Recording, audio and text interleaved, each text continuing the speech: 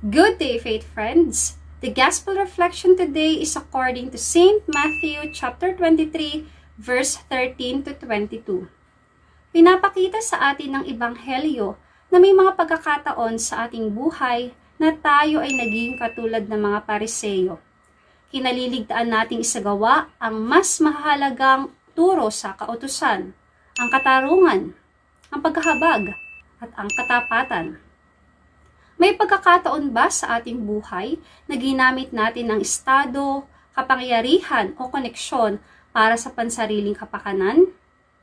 Hinahayaan ba natin ang ibang tao na diktahan tayo sa kung ano ang magiging takbo ng ating pamumuhay? Katulad din ba tayo ng mga Pariseyo na mataas ang tingin sarili at hindi marunong tumanggap ng pagkakamali?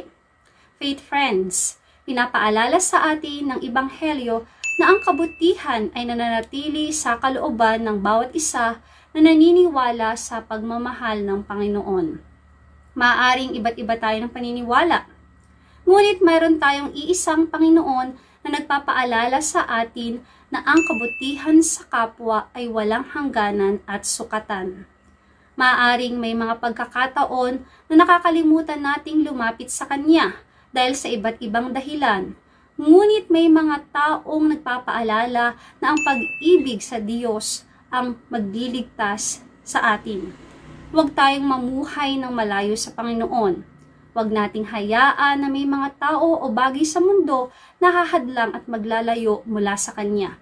Bagkus ay pagsumikapan nating mamuhay ng naaayon sa Kanyang kalooban. And to be updated to our daily reflection, please subscribe to our YouTube channel, Faithbook PH, or download the Faithbook app at Google Play Store and App Store, or visit our website at www.faithbook.ph. And that's all for my reflection. Always remember, God first!